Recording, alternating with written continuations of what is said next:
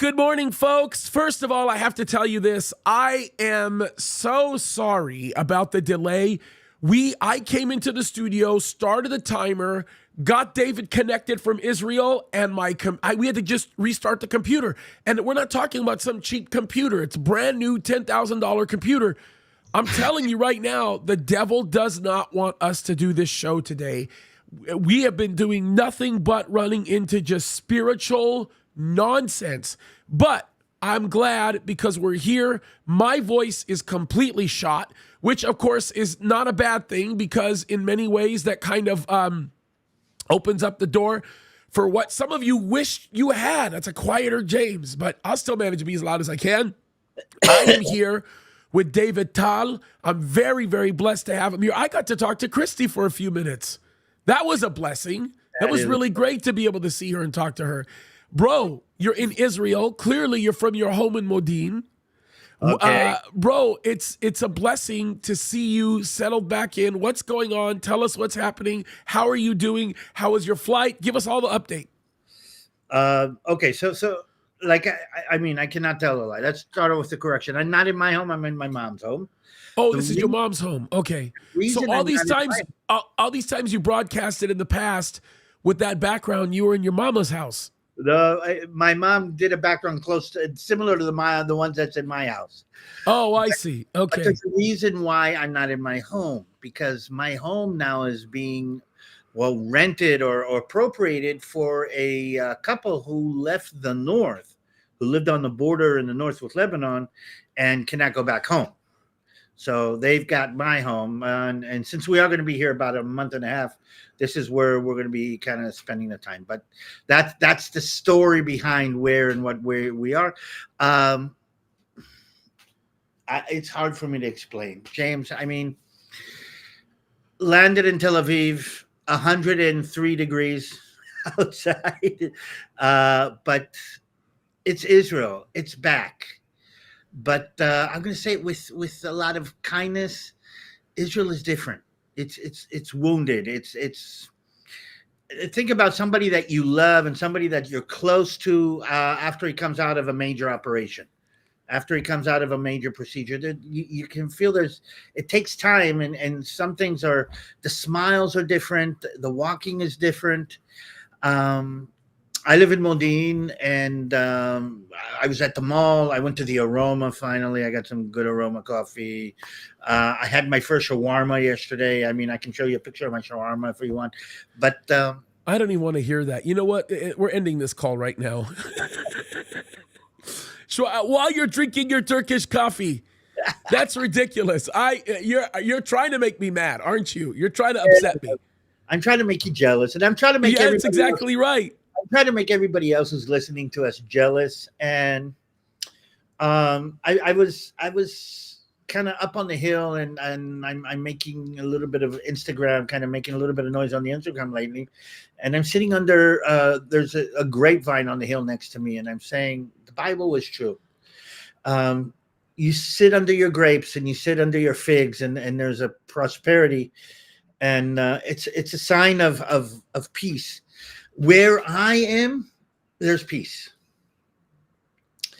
But on both sides, I mean, think about you living in, I don't know, in Oklahoma, but on the East Coast, there's a balagan, and on the West Coast, there's a balagan. But in Oklahoma, it is tornadoes. But, you get the regular things that you have to deal with. And I think to a certain extent, that's what's happening. Israel's dealing with the regular things.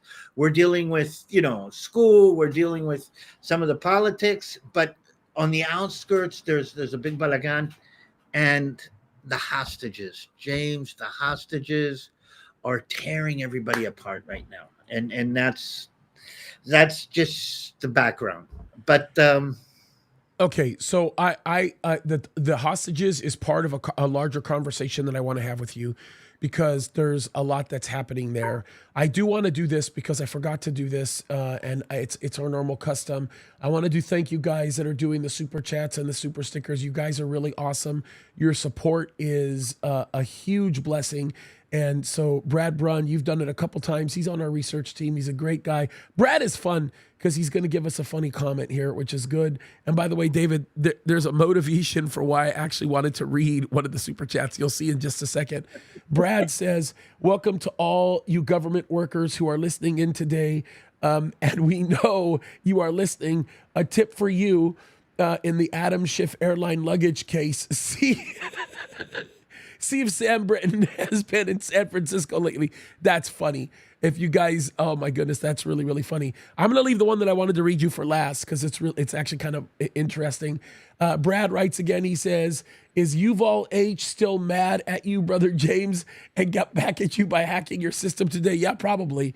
And then Waiting on the Lord says, God bless you, Pastor James. And David, think the so-called activist students in all of the colleges should have a spring break in Gaza. I agree with that. I think we should let them have their spring break in Gaza. What do you think? But here's the one that I thought was really funny. You talked about Oklahoma, and this is End Time Studies in Oklahoma says, Shalom and God bless you. Where? From Oklahoma. Isn't that awesome? I think that's just great. So anyway, David, let me ask you about this because I'm going to tell you this right now. The protesters right now that are all over the country, here in the United States of America, I cannot help but to be angered by what I'm saying. Okay, I'm going to just tell you this right now, and I don't even want to be careful. I don't want to be careful how I say this. These stupid people have absolutely no dang idea what they're talking about. They're running around saying Intifada. They're praying Allahu Akbar. They're first thing in the morning, Salatu Khairan Milan. They're saying all the things that you would say in the Islamic prayers. They don't know the Arabic that they're chanting. They don't use the Arabic correctly anyway. They don't know how to talk. And then on top of that, they have no idea, no idea that if they were in Gaza right now, they would be literally eliminated. They wouldn't be allowed to do what they're doing. So let's see if we can start unpacking what's going on. And I don't know. One of the things I'm doing, I'm sitting here watching it on the news here.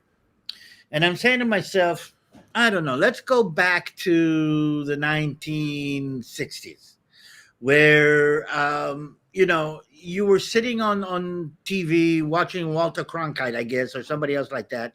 And you're seeing the hippie revolution. And you're seeing all these kids with flowers in their hair and drugs in their brains and this kind of stick it to the man and start to rebel against society and this movement kind of takes up everything and the young people, again, I think we've talked about this, using a dynamic that is very similar to teenage rebellion. Okay, I want to rebel against the authorities. I want to rebel against everything. And somehow the deceiver has created a linkage between teenage rebellion and we need to do what we need to do and the Palestinian cause. And it is such a far out link. It is such an unreasonable and unlogical link that only the king of deceivers could have come up with this one. And he has managed to link it. And James, let's make this clear. What's happening in the campuses is impacting your administration.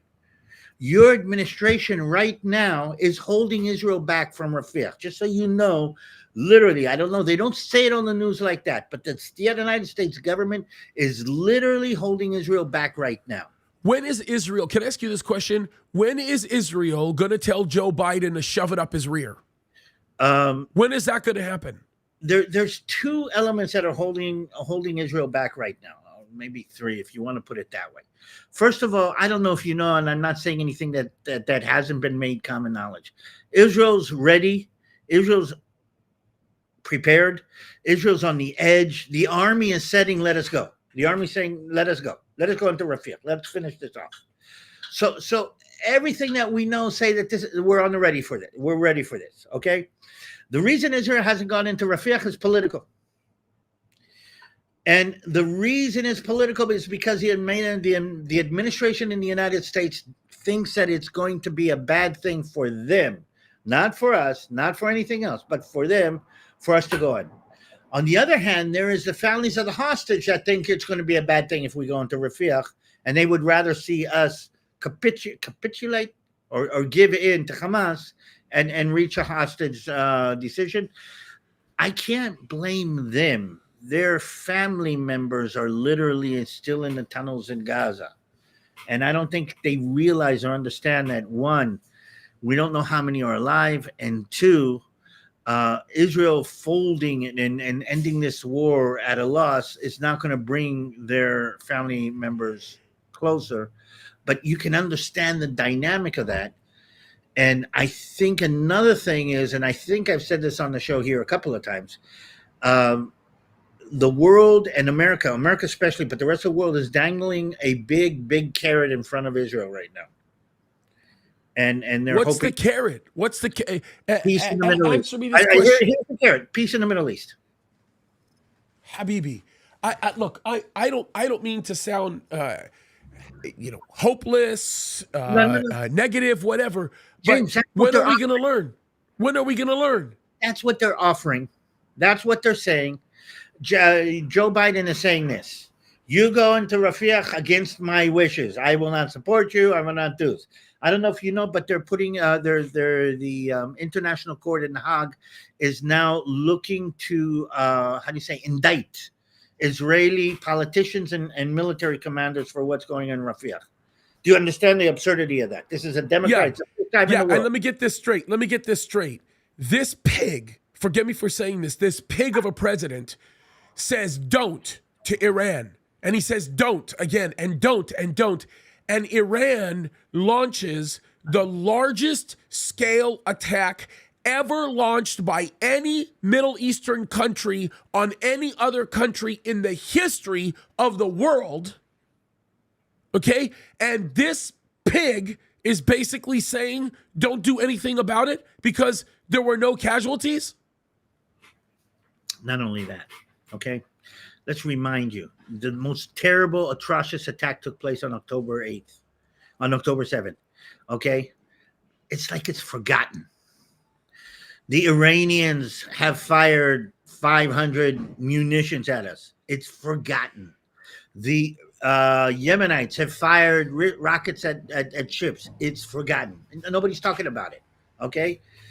The only thing anybody talks about, and again, I mean, you know my story. You know that 3-4 years ago I wasn't a believer, and in fact I'm saying to myself, if I was looking at this the way I was 5 years ago, I would have turned into a believer just in order to explain what's going on, because this hatred doesn't make sense without a spiritual level to it. This one-mindedness, this zoom in, this tunnel vision on Israel doesn't make sense. The whole world is zoomed in on this, zoomed in on the stupid kids in university that hate Israel more than anybody else and cry out their hatred for Israel. They're Nazis, David. They're Nazis. Yeah, but look at this. The whole world is zoomed in on that. Nobody's talking about what the Hamas does. Nobody's holding Hamas accountable. Nobody's holding Iran accountable. Nobody's holding Russia accountable. There's still a war going on in Ukraine. Anybody remember that? Nobody's holding any of that accountable. And it's all zoomed in. Like the world has one big, massive telescope, okay, that the only thing that they can aim it at is tiny little Israel. And unless you put this together with a biblical perspective, there's no way to understand what's going on. I mean, if you are a communication specialist and you have to decide, I mean, think about if Israel was a trademark and you have to grow this trademark, or if we were a franchise, Israel is so much that there's got to be some reason for it. And again, we're watching what's going on. By the way, Biden is probably going to lose this elections. Correct me if I'm wrong. I mean, that's the hope. I mean, and that's also a very hard assertion to make. It's very difficult to be able to determine what's going to happen with all of this, to be honest with you. I mean, there's a lot of questions in a lot of people's minds about what we're looking at here, So we just don't know. We just don't know. Before I give you my picture, give me your picture, because we're sitting here, Israelis. And again, it's fine. It's fun for me to say now we're sitting here. We're sitting here, Israelis. We're looking at that over there. And I'm saying, James, you know that every group I've gone to Yad Vashem. Oh, yeah. Yad Vashem is Israel's Holocaust memorial, where they actually document and take apart and explain what happened in the Holocaust. And for years, I mean, we go there as kids, we go there as young people. I've never really understood. Okay, this is my generation. I couldn't understand, first of all, the generation over there that saw this, that saw the students being stopped on the steps of the universities, that saw the cries to kill Jews, that saw this going on. And I used to say, I don't understand. Why didn't you see the writing on the wall? I mean, why didn't you pick it up? Why didn't you this? And by the way, I'm thinking of, you want to make money? Start buying up real estate in Israel, because I believe that there's going to be a huge movement of American Jews to move to Israel. Oh, yeah. Look at the mass migration coming out of New York. The 15th largest Jewish population in the world, including Israel, is in New York. 900 and almost 40,000 Jews are living in New York, and an overwhelming majority of them are saying they don't feel safe in the state. Would you feel safe if you were a Jew living in the United States today? Would you feel safe? Habibi, I am a person whose mom and dad was born and raised in Egypt, and just because of my view in standing up for Jews, I don't feel so safe. Can you imagine? Imagine what a Jew feels like. It's 100 times worse. But here's the thing. Okay, so again, let's go back. We're seeing this again, and we're saying, wait a minute. We keep on saying never again. And here we are. It's coming again, James. It's coming. We're watching it. It's unbelievable. We warned people. We told people this was going to happen. I mean, there's no way around this. We told people. We said. Now, I will tell you this. I will admit this. I did not think it would get this bad this fast. No, I didn't. I'm shocked by that, right? But I mean, what do we expect? I mean, David, I'll just speak to you in a language you understand that most won't understand here. They're all. I mean, it's like, what are you going to say? This thing is crazy. Okay, but here's the thing. As of now, it's agitators and early 20ers. It's what are we? Gen Z or Gen what generation? I don't know. Gen stupid. That's what I'm calling them. Let's call them Gen S for stupid. Generation. Yeah. There you go.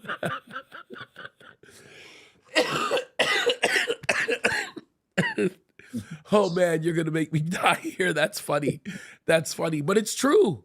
It's absolutely true. It's ridiculous.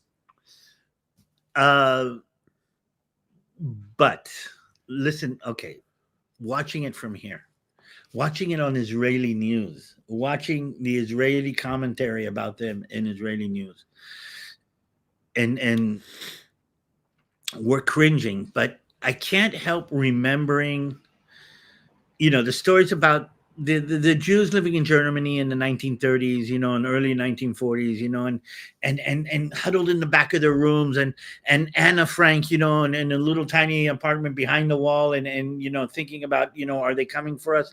And we can feel it again. But I'm going to say this.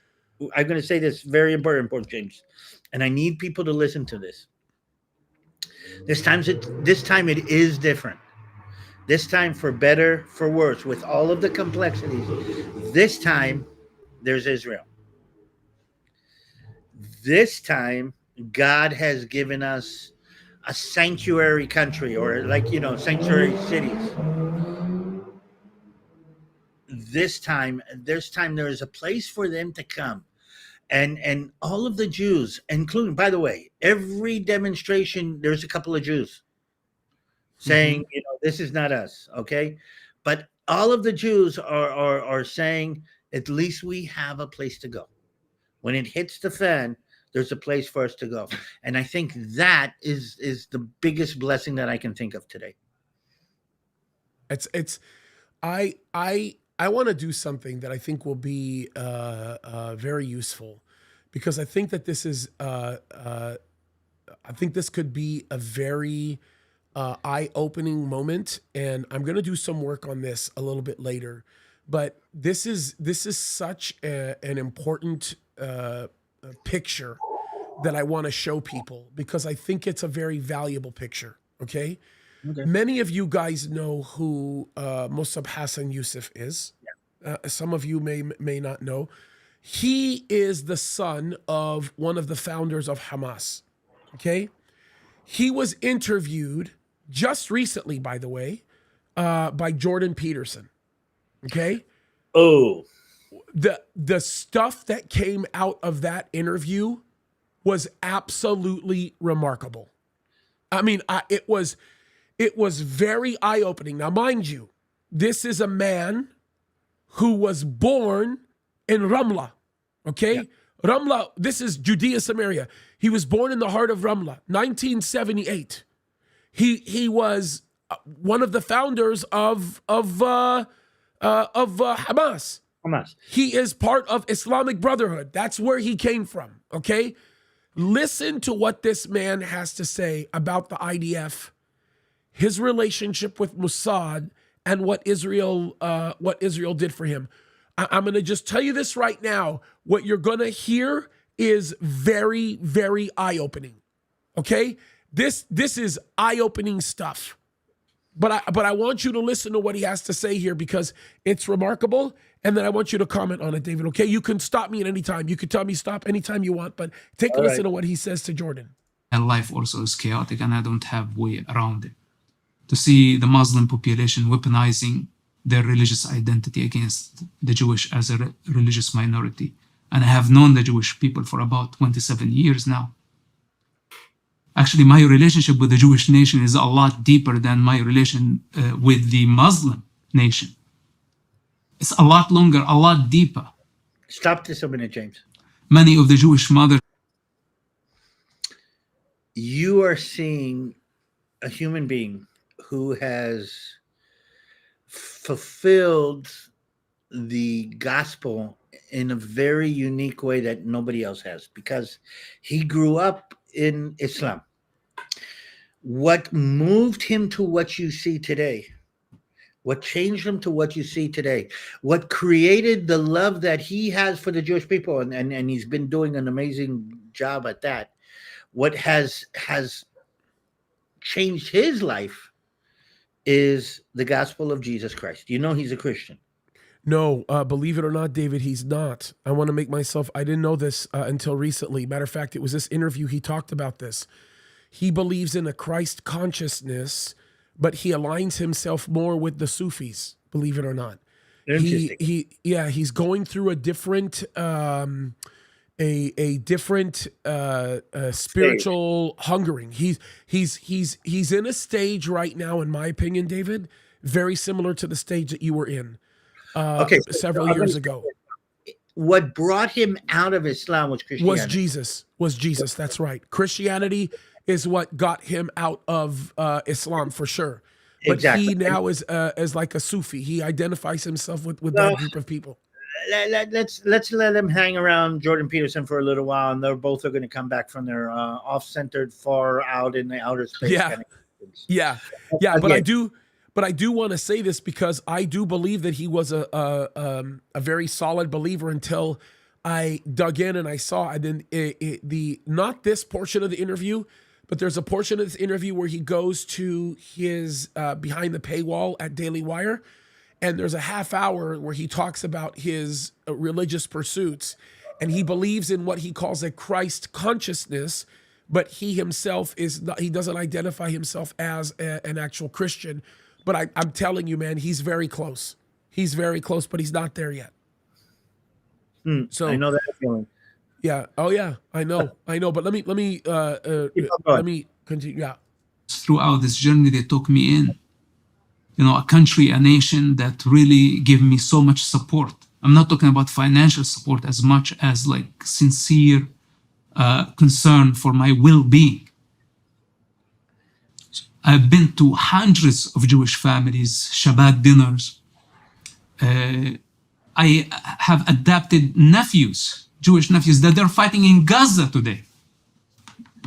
So This is one of the founders of Hamas. I want people to have perspective here. You know, Anyway, he sat in Israeli jail as a Hamas operative. Yeah, he actually talked about this. Yeah. That he sat as a Hamas operative and he was abused, even sexually abused by Hamas. Yep. It's amazing. And his father disowned him. Just listen to this. Is shocking. And then you stop me anytime you want. in the face of such a situation, how can I abandon the Jewish people? Those are my people right now. And the Arabs also, the Arab children, I see myself. This is me. And I see how the predators, the pro-Palestine and the Hamas billionaires and the other criminals taking advantage of the situation on a global scale. I find myself just fighting at so many fronts that it makes out of me an absolute mad person. So your education was paid for by the Israeli intelligence agency.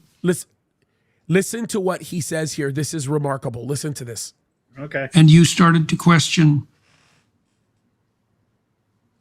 your concept of their work. And then you broadened your education formally. How is it that you worked for the Israeli intelligence organization? How did that come about? And what sort of work did you do?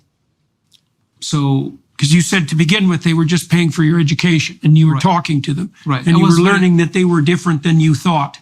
yes, and I was also very young at that point. Things became serious at the beginning of the Second Palestinian Intifada. And that was, so the beginning of this journey with the Israeli intelligence started in 1996. The Second Palestinian Intifada started in 2000, right before 9/11. So I was already towards the end of my school, and I knew enough about Hamas, about the Palestinian Authority. And it happened that I was part of Yasser Arafat meetings. And I was part of other Palestinian factions meetings, Islamic Jihad, Fatah. By the way, I want to just say this. It's striking to me the kind of stuff that he dispels in this interview. Oh. He talked about things that I have never heard him say, and I have watched hundreds of his interviews. And I'm telling you this right now, he must have gotten clearance from Mossad to bring up some of the stuff that he brought up. Because some of the stuff that he brought up, man, is heavy. It's crazy. Okay. Well, you know what Israel's trying to do? It's trying to undermine the Palestinian Authority. Oh, undoubtedly. I mean, they have to. The Palestinian Authority is the same as Hamas in many ways. Yeah, but here's the thing. The world is saying now, give Gaza to the Palestinians. Give them a state. This is part of the carrot that is being waved. And this is something that we're dealing with right now. Yeah, well, listen to what he says here. This is heavy. And my relation, based on my father's public status, I was able to go pretty much anywhere I wanted to go. And people knew me from my childhood, even though I was a troublemaker. At that time I was a lot more stable. And What position exactly did your father play or hold? so basically, my father's position, of course, is changing, but because of internal Are bananas bad for your dog? hold on. No, they're not. Dogs tend to love bananas. It's the They're super commercials. tasty and Sorry. very elections, and his status would never be revealed to the public, not even to Hamas members, because the voting for his status would be only limited to the Hamas leadership. At that time, I think he was from he maintained throughout his career with Hamas top leadership in the Hamas Shura Council, plus a huge chance that he's one of the founders of Hamas, but he never revealed that. I knew this from other Hamas leaders, but he would never reveal that information Okay, to me. stop this a minute. Okay. Let me Understand the relation. Anybody who says two-state solution, anybody who says Hamas just wants peace, stability, anybody who says a fundamentalist Islamic organization can turn democratic, listen to what he said about his father here. That's right. Okay, there is a outward projection of what Hamas is. We're a government, we're people, we're normal, we have how do you say, a democratic system, blah, blah, blah, blah, blah. And there's the inward projection, which is the opposite of democracy. And I'm going to stress this here. And again, we've been saying this again and again, and maybe this is going to tie into some of the things that we need to say later on. But the word Islam literally means submission. It doesn't mean power to the people. It doesn't mean rule of the people. It doesn't mean, it means submission. It is a power struggle. There's nothing democratic about Islam, and any fundamentalist Islamic organization that took power, and you see Morsi in Egypt, and you see other Islamic democracies, the first thing that you do is kill democracy. Even if you were brought to power by democracy, kill democracy. And what he's saying here, that even during the time of Arafat, where, you know, this was going to be the Palestinian Authority, the Palestinian government, it isn't being run like a government the way you think it is. It's being run like, I don't know, Tribals. I'm going to say even more than that. I think what comes to mind in my head is the papal system in medieval Europe. Yeah. Oh, where sure. where the religion becomes the main whip for a corrupted political system to hold power over as many people as possible. And that is what we need to understand. It's not a country. It's not another version. We're not talking about two different dynamics that are okay. It's not like the difference between France and Germany. It's not like the difference. It's more like the difference between South Korea and North Korea. And that's what people don't get into their heads. And you hear him talk about his father, who was a major key player, but nobody knew it. It was, the power was underneath. The power, there's not, they didn't want to project this outside. They wanted to keep this on the side. That is a basic way or basic part of, and here's the weird thing. I heard one of the hostages that was released talked about the fact that she was held in an apartment by family. A family that accepted the Hamas dictatorship. That is the common. And we kind of have this, the West has this weird idea that they're another version. Okay, those stupid kids in those universities think that this is another version or another. It is dynamically different from anything that you're known. And how he explains the power intricacies. Okay, that, I mean, think about this. I mean, well, we also have a president whose son goes everywhere he wants and does whatever he wants. But Yeah, you know, and sleeps with whores and smokes crack all day. So listen to what he says about his relationship, or Hamas's relationship, to Iran. This is staggering coming from Yousef. Okay, but he's talking about stuff that, I mean, the general public doesn't know about this stuff. This is not known to the general public. Listen to what he says. From the inside, that's the whole thing. Yeah. between Hamas and Iran? It's a very weird and awkward relationship because Shia and Sunni, they hate each other. And so there's a bloody history between both sects. But it's in Iran's interest to destabilize the region. They find in Hamas a device. They give Hamas billions of dollars, but they. Why do you think the Americans, especially the Democrats, why do you think they can't see this? Because everybody's after their interest. Like, for example, right now, we have Iran's full attack on Israel. Ballistic missiles, etc. Okay, we downed many of those, and the United States helped the UK, other NATO countries. This is Other amazing. Arab states? Arab states, okay, this is great. But are we supposed to be a defense? Is this the best we could do? That we just stand at defense, the superpower? I would destroy the Iranian nuclear program immediately. This is what I called from day one. I said the most adequate response to October 7 is the destruction of Iran's nuclear program.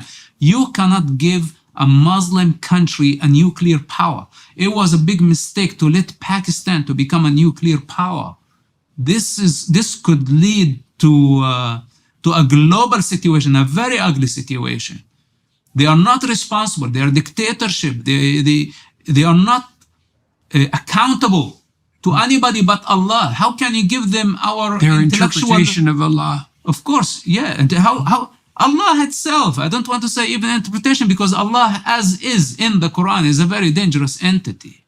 So it's not a matter of misinterpretation that, I love the fact that he's correcting Jordan Peterson and saying interpretation of Allah. Jordan Peterson is trying to be politically correct. That's right. That's right. But Mosab knows exactly what he's talking about. He says there's no interpretation of Allah. This is the Allah of the Quran. This is Allah. And listen to how he finishes this. This is very interesting. Listen to this. the guy is a very good guy in the Quran, and the Islamists or extremists see him as a bad guy. No, he's a bad guy. Sooner or later, the world is going to wake up on a disaster and realize what we are saying is the truth. So the United States is not doing their job. We have advanced weaponry, like, for example, the electromagnetic bomb. We'll drop one of these, paralyze their entire system. No civilians will die in this process. Just send them back to the Stone Age, and in the meantime, destroy their nuclear program. Show them, who is the boss. But instead, we are compromising so they can get access to our intellectual property and use our weapons against us. This is insanity. James, why are we doing this? Say again?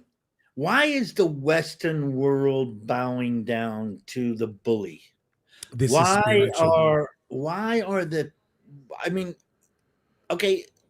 Judeo-Christian values have brought the Western world to the forefront of world domination. Okay, and after we finished the infighting between the two and fought 2 world wars, the United States of America, that actually is the most modern, or was the most modern representation of the Judeo-Christian creed, okay, is at the top of the pyramid. And now you got this neighborhood bully walking up and saying, yes, I am better, I am this, and convincing enough young people, because of their tendency, because of the rebellion, teenage rebellion, and the tendency for young people to follow the false leaders, okay? And we're just giving into this. Why? Explain. This is spiritual blindness, and there's another aspect of this that I have to talk about, right? That I think is like really important. By the way, Jamie Ridge, thank you so much. You're very sweet. It's your first time super chatting. Anytime someone does it for the first time, I like to disrupt and just acknowledge you. Thank you. That's very, very sweet of you. You say, thank you, Pastor James, for all you do and for teaching the Word of God. I hope this little bit I can be a blessing to you and your sweet family. That's very, very sweet. Look, this is the number one mistake that Americans make, It's the number one mistake that the West makes. And on many occasions, it's the number one mistake that Christians make. Okay?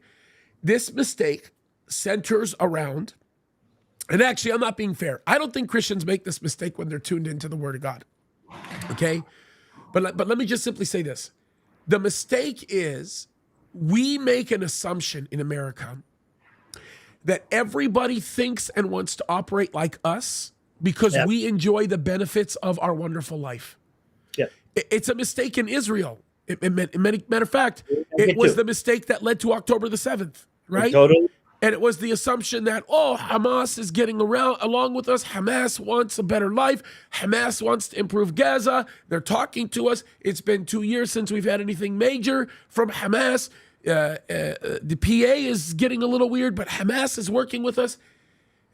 We want to believe that because we want to see good happen. It's not, I talk about, wanting to destroy Iran's infrastructure.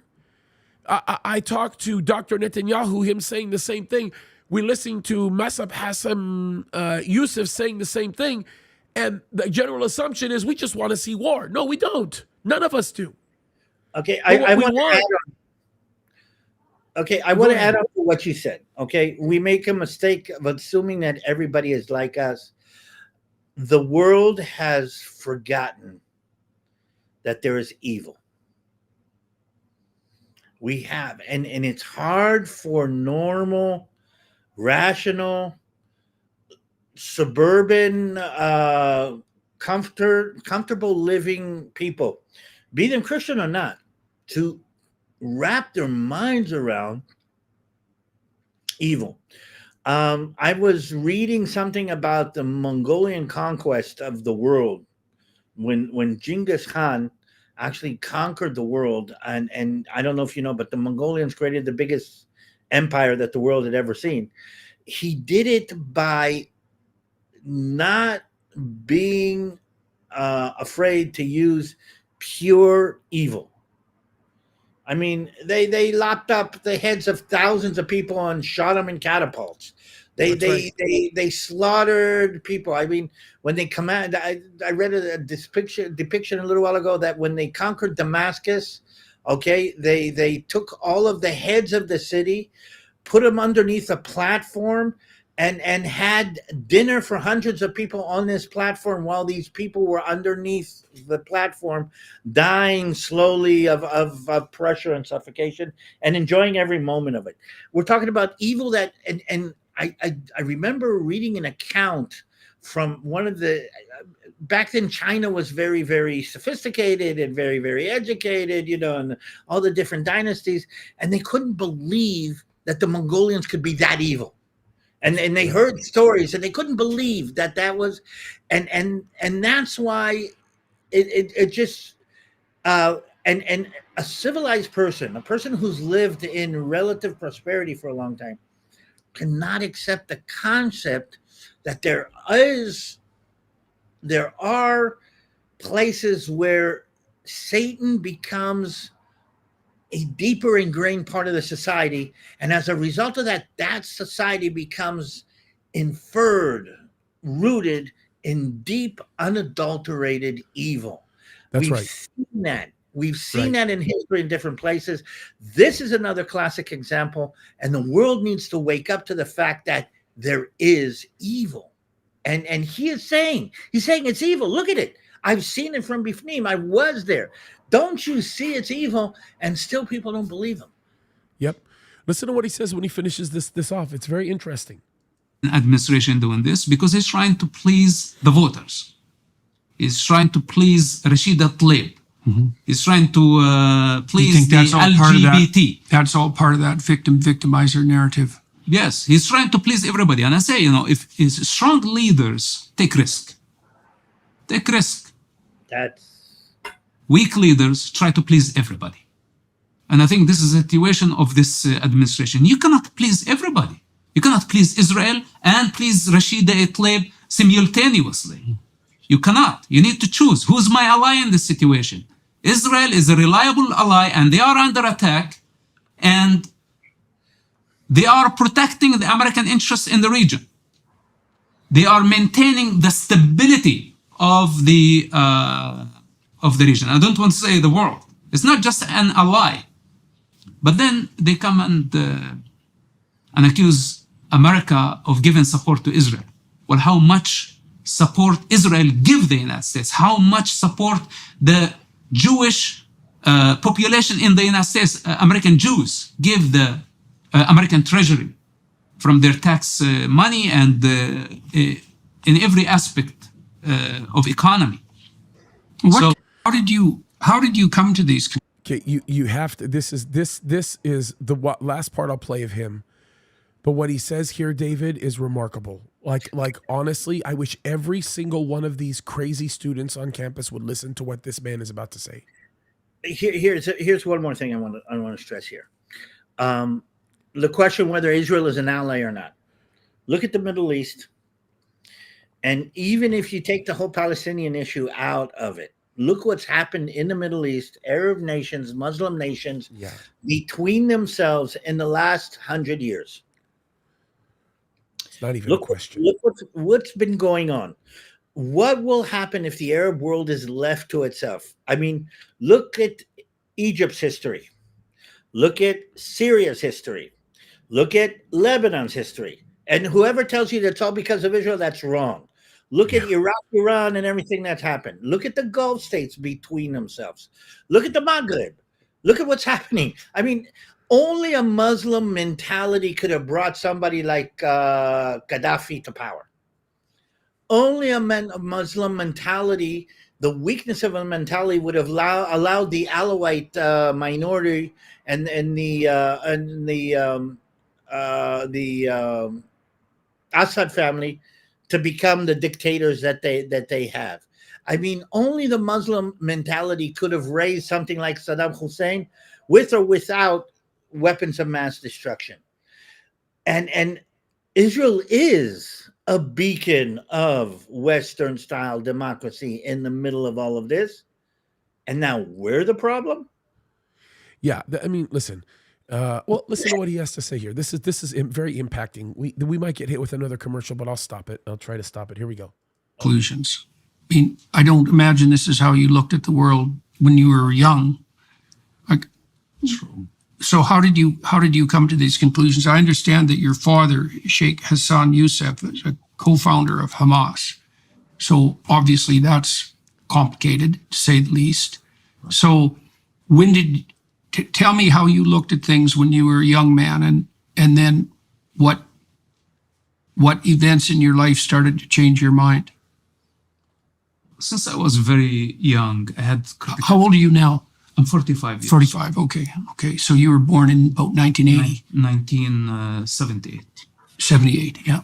So when he begins to describe this, everybody needs to remember this. His father is Sheikh Hassan Yousef. Okay? There's a reason why he's called Sheikh. He's a man of great power, a man of tremendous wealth, and a man of huge clout in the Islamic Brotherhood.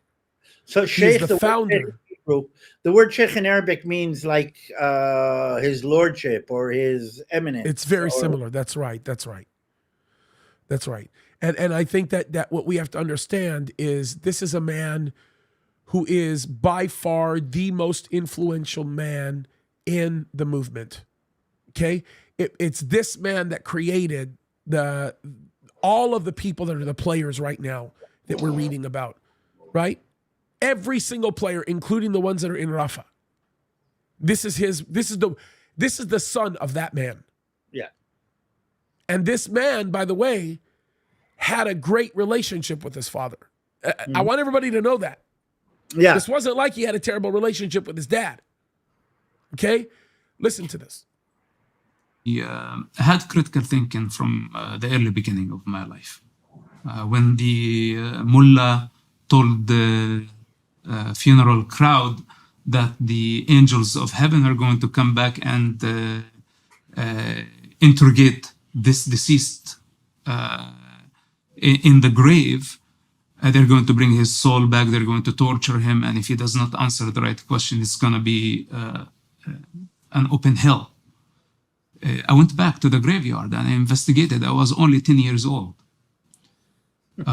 And since that point of my life, I did not find death intimidating as much as actually became my drive to seek a higher truth. It led me So eventually. tell me about that again. I don't understand that story exactly. What event was that? So basically, in the Islamic belief, Yeah. there is something called the grave torture. This is a device the religious authorities use to control the Muslim population. When the person dies in the grave, supposedly there is torture and there is interrogation. If the person doesn't know who is his God, who is his prophet, if he failed to answer the questions regarding the religion, they're going to be tortured painfully. Yeah, so the idea here is, if this is what they tell you, the mullahs especially, they'll say this. They'll say, if you do not believe that Allah is the greatest and Muhammad is his prophet, Allahu Akbar, Muhammad Rasulullah, if you don't believe those things, it's not part of you, then you will be tortured. That they will take you away from your peaceful place of death, even if you're martyred. And they will question you in the grave, and if your answer is not correct or you don't know what you're saying, you're going to be tortured. So what Mosab Hassan Yousef is saying is, he's saying at 10 years old, I went to the grave to listen, to see if the torturing was going on, and I found out that it wasn't. But look at what he says happens next. This is wild. Listen to this. They're like... So it's like a last judgment sort of. yes, last but it judgment, happens in the transitional period. Yeah. So because people die, and they've been dying for thousands of years. So when the afterlife hell is going to happen, which is a fundamental thing in Islam, the afterlife, heaven and hell. So many people die, and is there torture? So they come up with the story that there is grave torture. Whether Muhammad said this or not, but it's widely believed in the Islamic faith. And many people were afraid. When I was very young, I asked all my friends to go back with me to the cemetery, and none of them agreed. And when I went back, I was terrified. Stop this a minute. James, you're a Christian. I'm a Christian. I owe my salvation to God's love. I owe my promise of an afterlife to God's grace. Hear what he's saying. He said, for Muslims, it's not about grace and it's not about love. It's about submission. And even after you're dead, you have to submit. Even after you're dead, okay? Now, don't get me wrong. I submit to my Lord, but I submit to my Lord because he's reached down and grasped my hand to pull me out of this pit. Not because he's reached down to beat me on the head and say, you need to submit. And do you understand the huge dynamic? Do you understand that growing up in a theological realm where it's all about being punished and there's no grace, there's no love, even after they're dead, there's no grace and no love. It's staggering. It's staggering. Listen to the pivot point for him. Okay. Because it's like it's such a different way of thinking. And I'm going to remind you, you had some pivot points take place with you. I know. That caused you to search deeper, and then as you search deeper, you found the truth, right? These pivot points are insane. Okay, like listen to what he says. It's staggering. Let's take a listen. Eventually, I did not hear any screaming, any torture, and I put my ear to the ground, trying to listen. You did this alone? I did this alone because none of my friends would come back with me to the graveyard. It was terrifying. Is this during the day? It was during the day. During the day. But eventually, I found my peace even at nighttime. And this might sound a bit psychic, but I reached the point That was my challenge to myself, where By the way, that's a language barrier when he says this may sound psychic. What he's meaning to say is this might sound psycho or psychedelic. Like I might sound like I'm crazy telling you this, but so it's good to put this in proper context. Okay, here we go. was I able to lay down in an open grave and look at the stars at midnight. How old were you when you did that?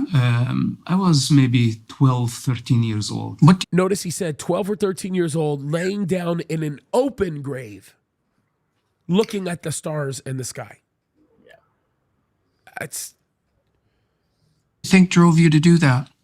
It's my fear of death. Yeah. Because the entire culture... Usually people avoid it though, rather than confronting it. Well, it sounds strange, but this is when I made peace with death. And this is actually what empowered me throughout my journey. Right. So that's very young when you did that. Yes. How many times did you go visit a grave? So basically, we were just next to the graveyard. This is not actually the most important thing of observing death and having an early age encounter with death. That the first Palestinian Intifada started when I was living in that neighborhood. So... And you were living where exactly? Right next to the cemetery. Okay. So here is the cemetery wall, and here's my bed. Okay, and where are you geographically located at that point? That's Ramallah and Al-Bira. okay. So sorry, I thought he was born in Ramla. I still think he's born in Ramla. Maybe he lived in Ramallah. Ramallah, not Ramla. Not Ramla. Okay, yeah, because they're two different areas. So, okay, so I was mistaken. I'll go and correct myself. I thought he was born in Ramla, but he was born in Ramallah. Okay, so big difference. Okay.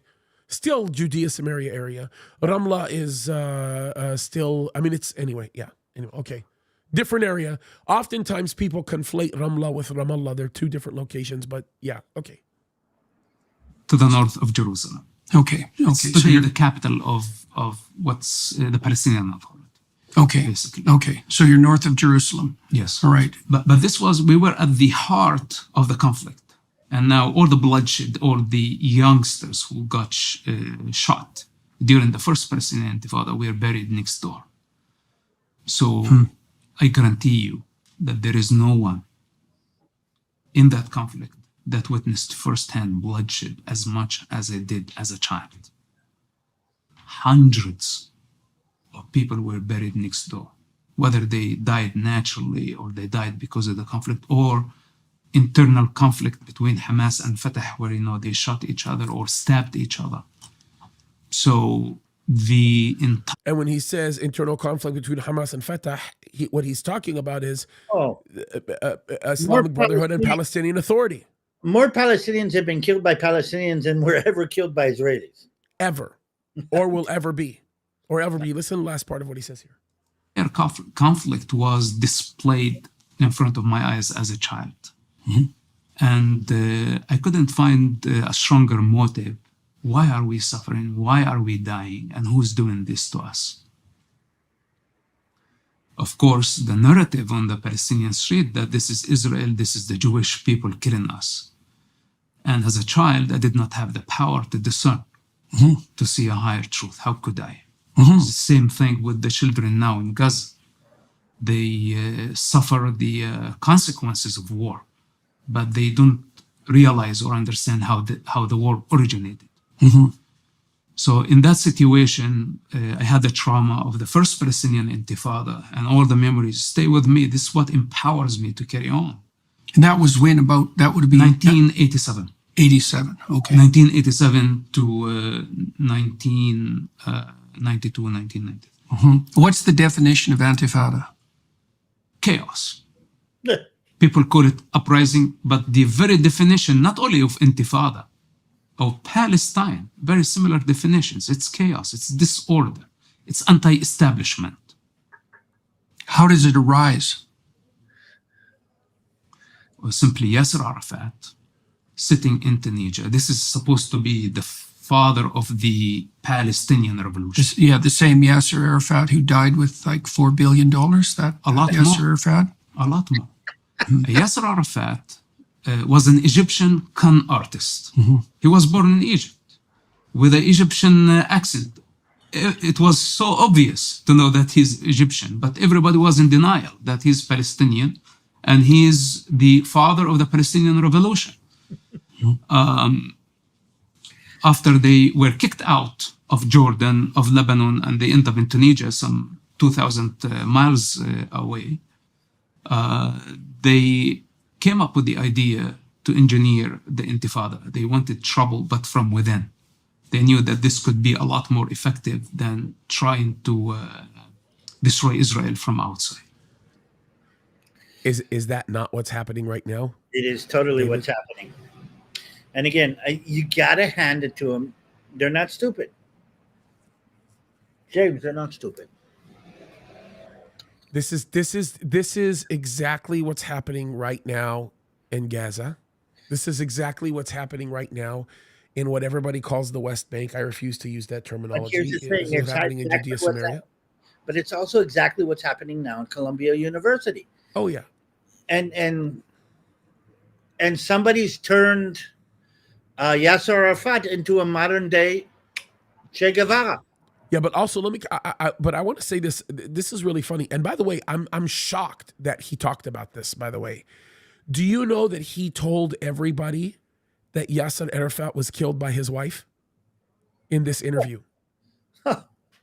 He says he knows that for a fact. Of course, there would be nobody else that would know that except Israeli intelligence and him. Well, there was a long-standing rumor that Yasser Arafat had become a gay person. No, he was gay. He didn't become. He was gay from the beginning. A lot of people know that. And That what a mess. That whole situation. Ugh. no, Che Guevara. It's another Che Guevara style dynamic. And again, just like in the 60s, they made Che Guevara into a folk hero, and you can still buy T-shirts with him. The guy was, he massacred gays, and he was a terrible person, but we've turned him into a hero. Again, the folk heroes of our culture and our civilization are those kind of people. And somehow the deceiver has slotted in Palestinian fundamentalists to be the folk heroes of today. Otherwise, how can a stupid, idiot American student in Columbia University turn a Hamas animal into a hero? That's the thing, Habibi. They can't. They can't, because if they do, they lose the narrative that they've been creating. This is the thing. And I don't know what's been going on, by the way, with Mosab Hassan Yousef, but especially since Iran attacked, he's going on a rampage. I mean, he's going making every appearance he can, and is being very aggressive, a lot more aggressive. And I think he's doing that because he sees the writing on the wall. James, pray for him. I hope he doesn't end up slaughtered. I know. I think Israel knows better than to let that happen to him. I think they're investing a lot of money in protecting him. I hope they are. I hope the United States is too. I doubt it. I don't think the State Department cares about him. But I will tell you that I think that the United States Secret Service is probably protecting him. I hope, but if not, I know that Israel is. They have to be. Yeah, but I mean, just like they got to that Christian cleric and they got to Rushdie, I think the guy's got to know that his life is, he's walking around with the bullseye painted on his back. Undoubtedly. It's kind of scary. Scary. But this is the problem we're seeing. So explain to me the dynamic of what's going to happen now in your university. It's becoming more outspoken and more violent. Yeah, I think that one of two things is going to happen. I think that they're going to continue to let things happen the way that they are, and the universities will eventually just crumble and there won't be any recovery. Or I think what's going to end up happening is I think that a lot of people are going to divest in those universities or divest from those universities, And it's going to make a big difference. Like, I'll give you a great example of this. Pastor Jack Hibbs, on one of his shows recently, asked all of the parents that have children that are going to these universities to divest from those universities, withdraw their children, and put them in liberty. Apply for liberty. Well, the universities are pretty upset, because it's my understanding that because of that, Liberty University almost overnight, gained 1,000 new applicants. So to give you an idea, that's 1,000 kids being pulled out of these other colleges, and 1,000 kids at $45,000 a year. That, by the way, that's conservative. It's probably closer to $100,000 a year. Okay, that's $1 billion being taken away from these colleges. So my guess is they're seeing the writing on the wall, and they have to fix it, which is why they're beginning to bring police in and so on and so forth, right? Or they're just going to let it burn. Yeah, but he needs to let at least part of it happen. Otherwise, he's going to lose the Dearborn vote. And I understand that the Dearborn vote is important to him. I think he already lost it. And the problem is the Dearborn voter, not really necessarily Dearborn, I would say Michigan, period. Michigan is a very important state. Right now, politically, that's the state that they believe will be the swing state of this election. They believe that will be the state that will determine who wins, right? So they're taking it very seriously, right?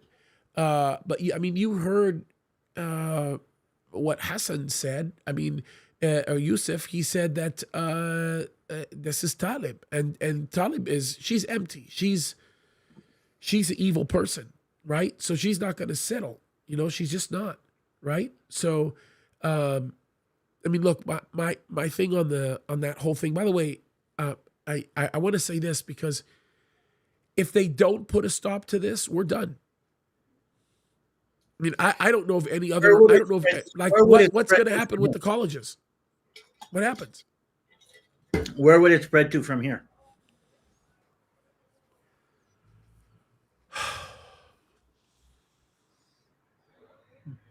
I think it would first start with suburban neighborhoods. Is where I think it would go next. Really? Yep. Not the inner city? No, I think suburban neighborhoods, because it's suburban neighborhoods that are putting these kids in these schools. So these kids are going to go back to their own neighborhoods and raise hell. That's what I think.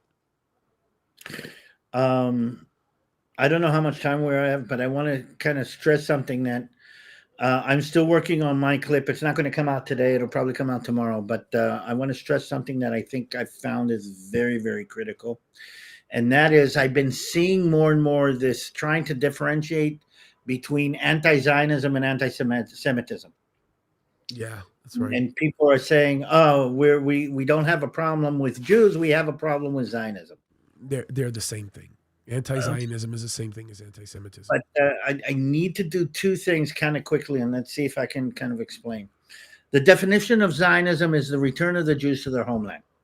It was a motivation similar to what you hear from Jeremiah and Ezekiel with the last time we were in exile. And Jews have always wanted to return to Zion. This is the land, the city, place called Zion. So this is, but in the late 1800s, that took on a political and financial ramification. That is the modern movement of Zionism. But just so you get an understanding, Zionism is a fulfillment of biblical prophecy. If you read the Bible and believe in God's promises, you are a Zionist. Absolutely. And I like David TaL's secular definition of Zionism. I think it's a very good one.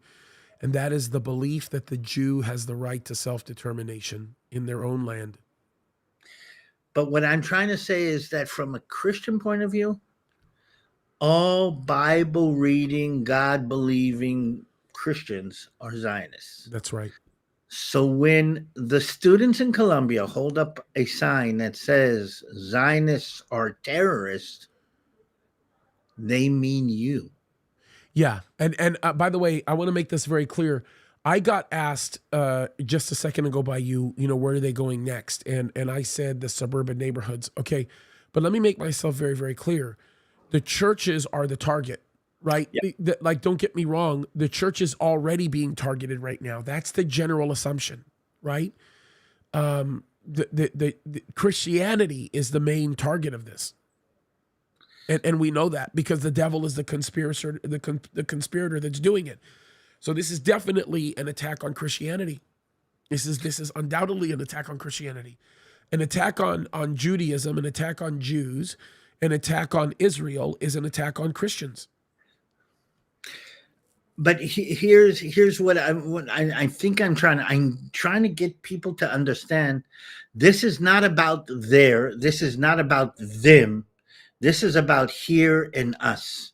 Now, I know I'm saying this in Israel. I would have said this, but you're in the States.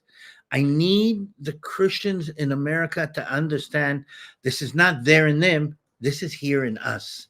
And it is time for the church to wake up. And that, I think, is what needs to be conveyed. When they say you believe the Bible, which means you believe this land belongs to the Israels, you mean you believe in colonialism and you believe in the genocide of the indigenous people. I mean, if you believe the Bible, they're coming for you. Because that is their slogan. That's what they're yelling. That's what they're fighting for. And I think Christianity, now I'm hearing the first of the pastors and the first of the people start waking up to this. Like, what do you mean, bro? I've been waking up to this for, gosh, me- almost me- 30 years. and Christy keeps I on know. Christy keeps on reminding me, you don't have to talk about them all the time. You have to talk about us. And there's those who do support Israel. But I think not enough Christians realize, even the ones who do support Israel, that this is much more on their doorstep than they ever thought before. And what's happening at the universities has made this very clear.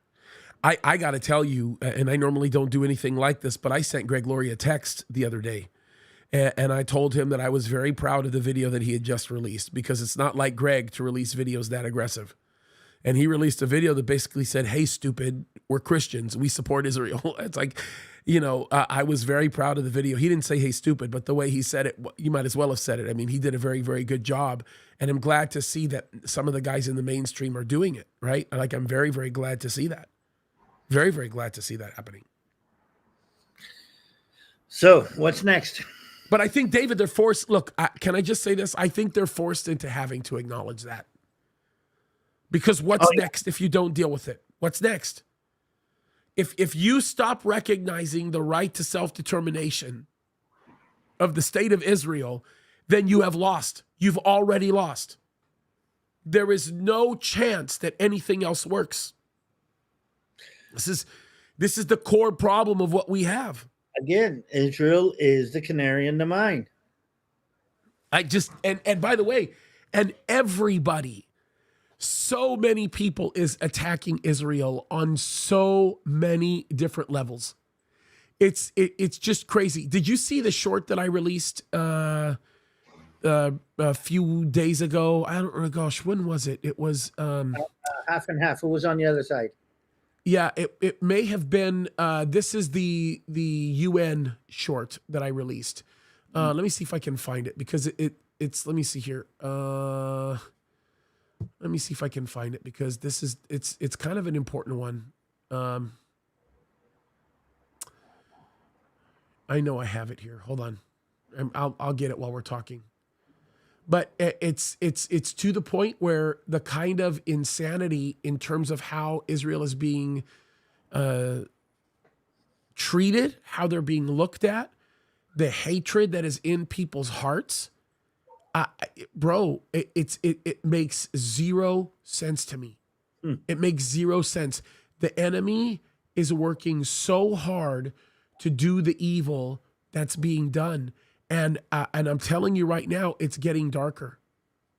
It's getting darker and darker and darker and darker, and for whatever reason, we just seem to not even be acknowledging it. So now we understand what our role is, James. Say again? Now we understand what our role is. And again, I'm sorry to say, I feel like feel like a Sunday school lesson, and I feel like the Sunday school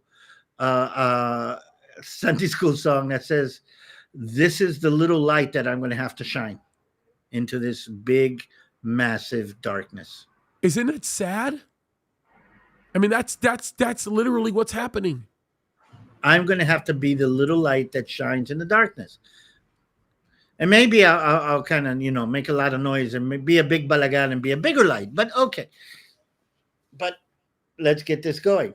And people, yes, when they're done with us, they're coming from you. And again, here's the fascinating thing. Who's supporting Hamas now more than it? You don't see demonstrations in Baghdad. You don't see demonstrations in Cairo.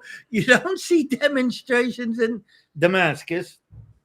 Where do you see the demonstrations? Look, the video that I'm going to show you right now is a short clip. I did a long video on this. I actually exposed this for what it was. But this was from the UN Security Council, okay?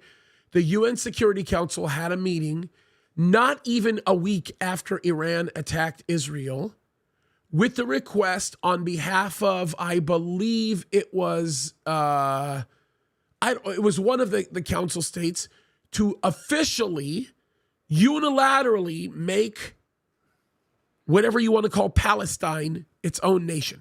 A state. Okay? Its own state. Let's give them a prize for what happened. Yeah, Algeria, by the way. It was Algeria. They were the ones that requested it. And the United States was the only member of the Security Council to block it, which means it was blocked. Okay? Yeah. But watch this, because this will make you sick. I mean, again, same kind of thing. And this is a short that I did. And it just covers one aspect of this disgusting nonsense, right? But watch this. And by the way, well, you'll see. Just watch. This is crazy. Watch this. Give the floor to His Excellency Mr. Ziad Abu Amr, Special Representative of the President of the Observer State of Palestine. I thank His Excellency Mr. Abu Amr for his statement, and I now give the floor to the representative of Israel. He thanks His Excellency for his statement. By the way, the person who just spoke was the Palestinian representative. He says, I want to thank His Excellency for this statement. He gives his name and honors him, and then he says, I want to give it over to the representative of Israel. Do you understand the hypocrisy even in the initial representation being made here? This is crazy, folks, but this is the reality of what we're facing here. And by the way, just so that, say again? I like your logo. Oh yeah. I really like it. We worked hard to make that work. But can I just say this? They represented and honored the foreign minister, what they call the foreign minister of Iran, who's a terrorist. He's one of the high-ranking commanders of the IRGC. Called him out by name, introduced him by name, thanked him by name. They did the same thing of the Palestinian representative. They did it for every single nation on the Security Council that spoke, but they did not do it for the UN ambassador.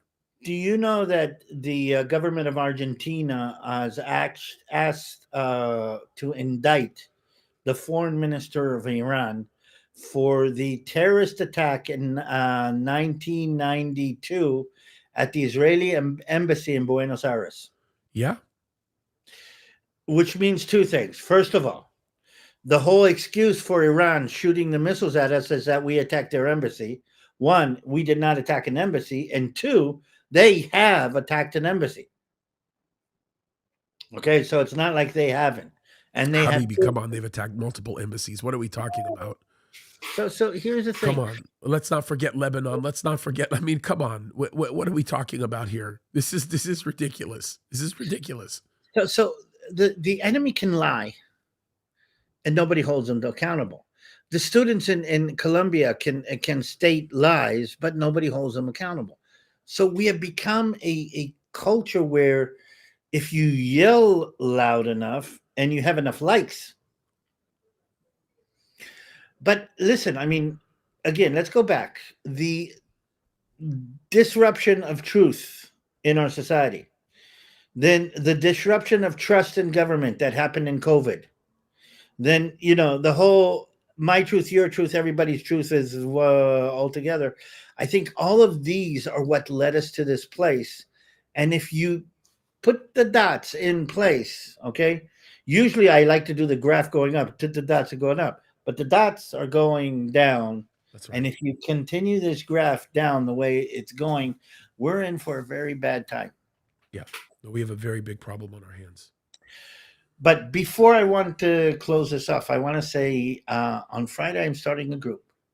I've got a group of people who came in this situation, and it looks like we're going to be one of the only groups in the country. But I want to say there are those who are willing to make the step, and I find that hopeful and fascinating. That's great, and we need to pray for that guide that tour guide that you're doing as a guide. That's going to be a very important one, and we hope that it goes well and that it's safe. That's what we have to pray for. We have to pray for the safety there, because I know that the enemy just doesn't want this to happen. So that's really important. David, why don't we do this? I'm going to give everybody an opportunity to ask some questions. Okay. What you want to do is put question in all caps and then ask David the question. Because of the technical problem, we will not do it on Locals today. Locals people, sorry about that. But guess what, Locals people? I'm giving you a video that no one else is going to see, and I'm going to release that for you at some point today, which I'm very excited about. So I will get that in your hands very soon, and nobody else will see it. Matter of fact, I'm going to release 2 of them. I'm going to release a short, and I'm going to release something that's a little bit longer length that I think you'll be very happy about. So I will put that in your hands very, very soon at some point today to kind of make it up to you. But while we're doing this, the idea here is to do question in all caps and then give us your question. And then what I'm going to do while that's happening is I'm going to, while we're getting the questions together, I'm going to go ahead and read the remainder of the super chats that came in with the super stickers. So let me read that really quickly while we're waiting for those questions. Jamie Ridge, we already read that one. That's Emma R. 2024. I didn't even see that one. Thank you, Pastor James, for all your services and shows. It's a blessing. Vindog texts me. I feel like such a jerk. Vindog texts me all the time. He's one of the greatest radio DJs alive right now. Okay. And he texts me all the time. And seriously, he's Rick D's, one of his bigger influences was Rush. And like he had relationships with all these guys. Very, very close guy. And his personality is the same way. Vin is legally blind, but he has better vision than most people alive. It's a truth. It's totally the truth. He says, veer away from anti-Semites like Candace Owens. Oh, man. Yeah, that's a whole other story. We got to get into that. We need to do Tucker Carlson and Candace Owens and everything. Yeah, we got to have a conversation about that. I don't know what to think. Candace has kind of gone off the deep end a little bit, and I don't know. I don't know what's going on. I would love to sit down and have a dialogue with her. I just want to know what's getting on in her head, because the thing about Candace Owens is she's incredibly intelligent, and she's very articulate, and they're both amazing people, and so I just want to talk to them. Like, I would love to have a dialogue with them, because I just wonder what's fueling that. I mean, there were some really dumb things that happened with Candace that probably shouldn't have happened with her. She should have been pulled aside. She should have been talked to. She shouldn't have been insulted. People should have taken advantage of an opportunity to sit down and educate her and answer her questions, and we may have had a different outcome. That's what I'm guessing. I could be wrong. She was biased. I still remember when she toured Jerusalem, and again, me and you have done this many times. We know this. And somebody said to her that Jerusalem is divided into quarters. There's a Christian quarter, there's an Arab quarter, Muslim quarter, an Armenian quarter, and a Jewish quarter. And she thought that was racial discrimination, that Jews live in the Jewish quarter and Muslims live in the Muslim quarter.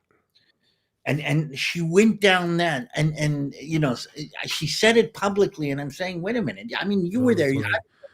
Let's do this. Let's just put a black woman right in the middle of the Arab. Let's just take him to Jerusalem. Let's go to the old city, and let's drop a black woman in the middle of the Arab quarter. Let's just do that again, James. Yalla.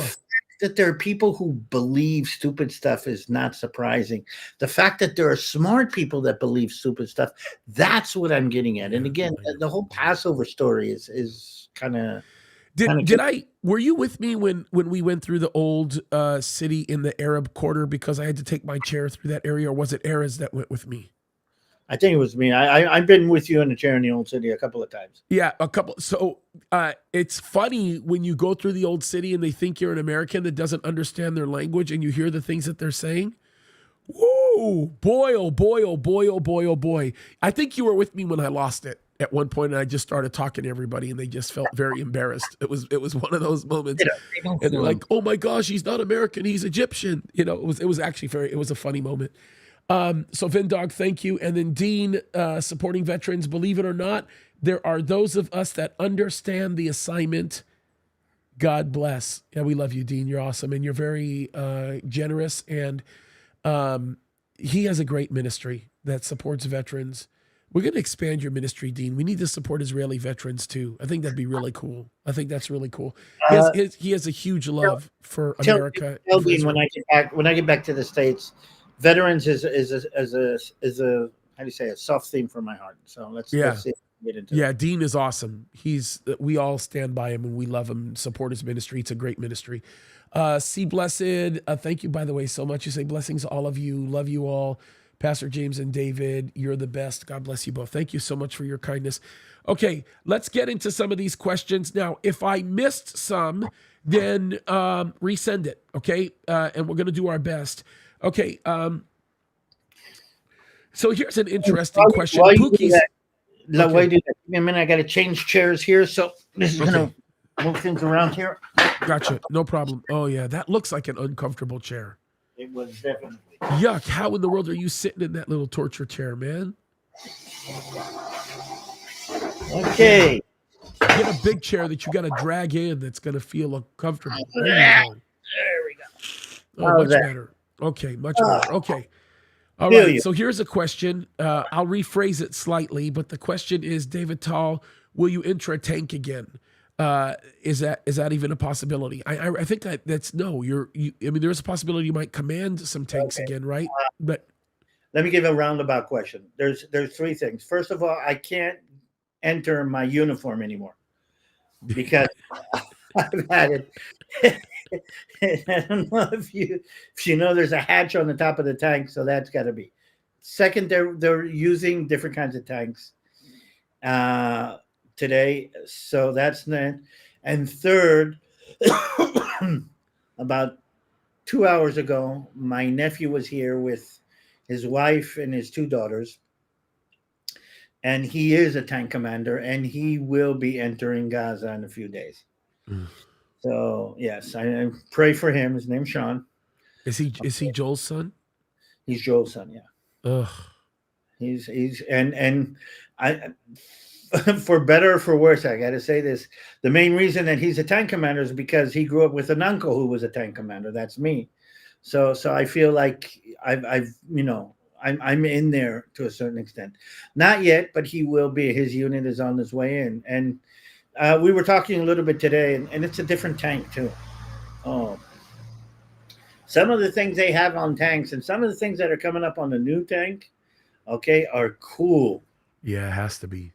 Yeah, I'm hearing all kinds of crazy things about. I'll give you something that we were talking about that got me all excited. Is the do you know the invisible wall tank?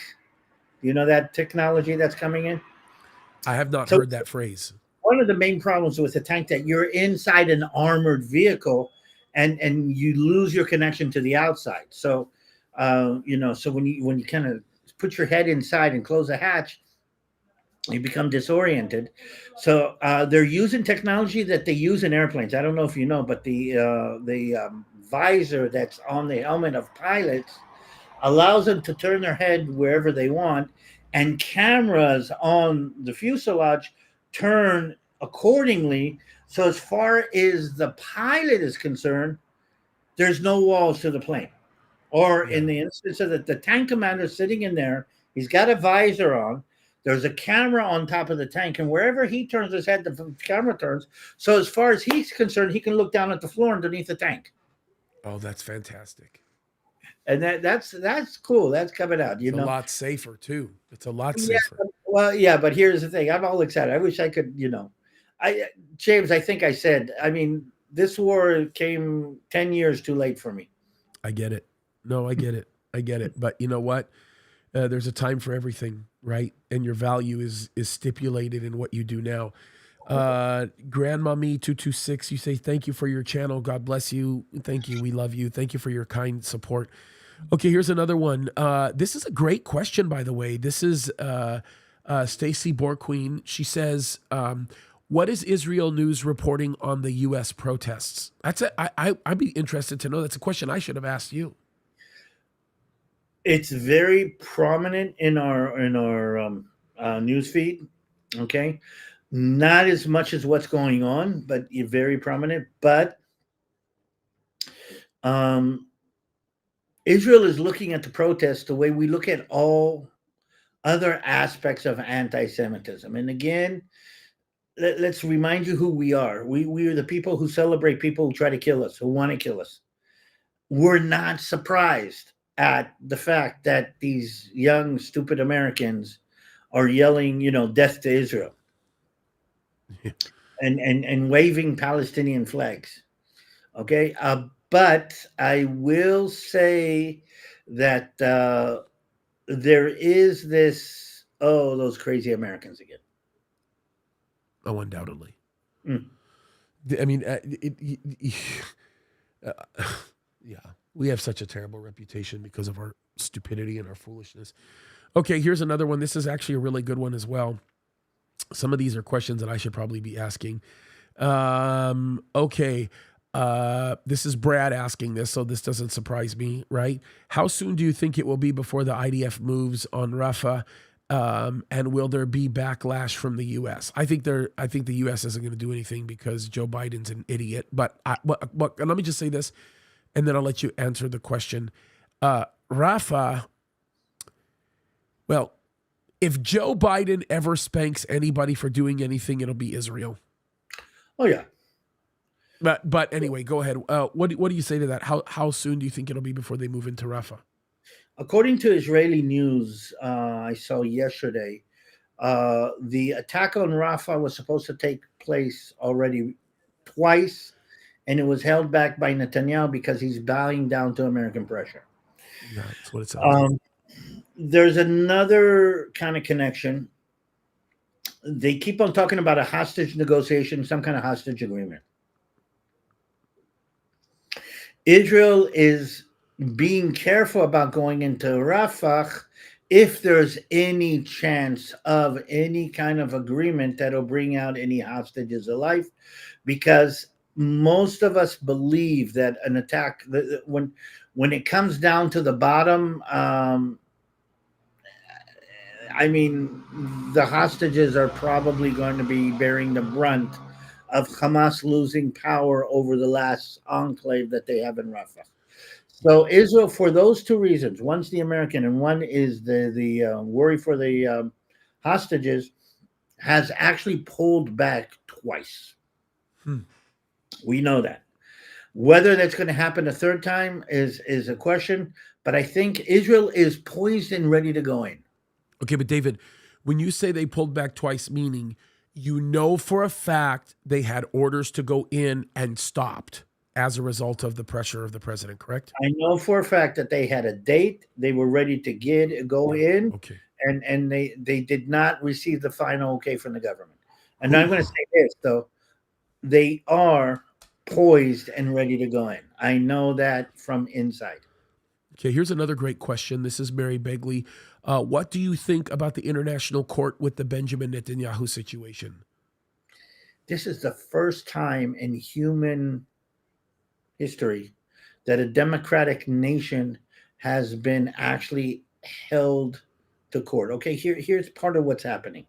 The International Court was created in order for the world democracy to have some kind of judicial system over what rogue nations do in other places. It actually was a result of the Nuremberg trials after the Holocaust.